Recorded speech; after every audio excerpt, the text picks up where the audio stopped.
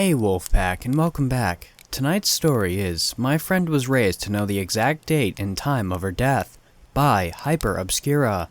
With that said, whether you're sitting around a campfire, on the night shift, or even laying in bed, let my voice soothe your nightmares.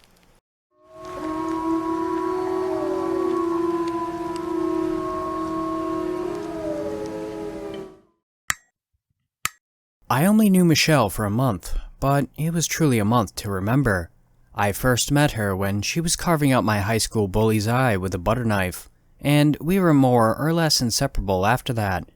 She was a few years older than me, so of course I fell instantly in love, but I knew deep down we were destined for friendship and little else. I knew this deep down because she made it clear that she was gonna die in roughly a month. Can't love a dead chick, she'd say. At first, I thought it was just a clever way to avoid the awkwardness of turning me down, but at some point, I came close to believing her. It was just something about her, something extremely free, careless and unconfined, refreshingly brave and outspoken and honest. When I met her, I was going through the most depressing period of my life. I was constantly bullied and belittled at school. My younger twin sisters were both hospitalized, each needing a transplant to survive.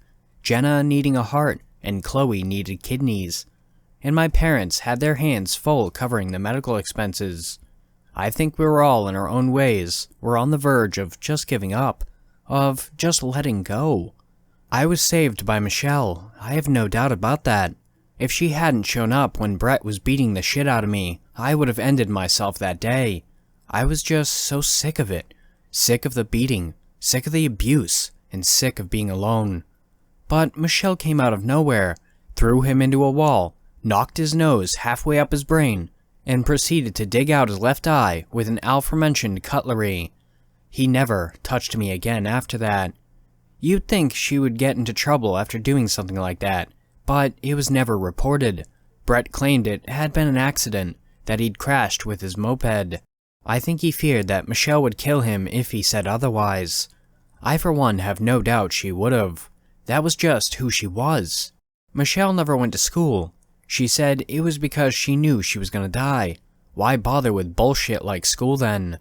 No, she was all about enjoying life to the fullest, kicking people in the face, screwing over people who screwed over others. She wanted to leave this world a better place than she found it. And by her logic, this was done exclusively by ridding it of scum, one way or another. How do you know you're gonna die? I asked her once. My parents tell me, she said. Every day, and they're good for their word. She wouldn't explain it in detail, just that she was raised knowing the exact date and time of her death, down to every second. And that it was meant to be. That's what they told her. In death, her life would have meaning. At first, I didn't think much of it, you know? She was just a crazy girl, and she always said weird stuff like that. I was kinda banking on it being some kind of bizarre joke or something. But when the month drew to a close, I was getting really worried it might be all true. I'd grown too attached to her. Every minute I wasn't at school or the hospital was spent with her, and the thought of losing her, my only friend, made me horribly depressed. The last week I was really on edge. The twins were in bad shape, and my parents were spending every waking minute at the hospital. They had yet to find any donor matches, and time was running out. It felt like my time was running out as well. The dark thoughts were returning, and I started imagining how I would end myself should Michelle ever leave me. I found it strange that she'd never invited me home. I mean, friends do that, right? Invite each other over? She'd been to our house several times. She'd even crashed on the couch a few times as well, and we would often watch movies there, raid my parents' liquor cabinet, get wasted, and generally just have fun. But I'd never been to her house. Not once. I didn't even know where she lived. So one night, I just decided to follow her. What was there to lose, really? Maybe I could get some answers from her parents or something, some way to explain why she was so convinced she was dying. Maybe they lied to her? Some sort of cult? A way to form her beliefs into accepting the unacceptable, a way to control her. I stalked her for 30 minutes, lurking in the shadows as she paced down the streets. When she headed to the outskirts, I started getting worried, and when she took the narrow trail through the forest, I almost had a full-on panic attack. Where the hell was she heading?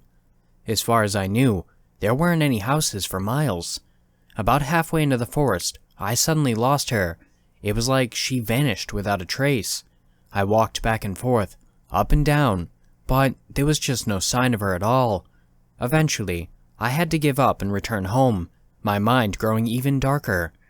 I remember the last day like it was yesterday, every minute of it, crisp and clear and vivid in my mind.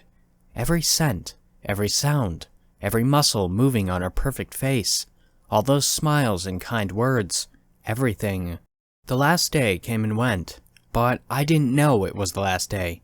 If I had known, I would have told her how much I cared for her, how much she meant to me, how much I owed her my life and sanity. Without her, I wouldn't be alive right now.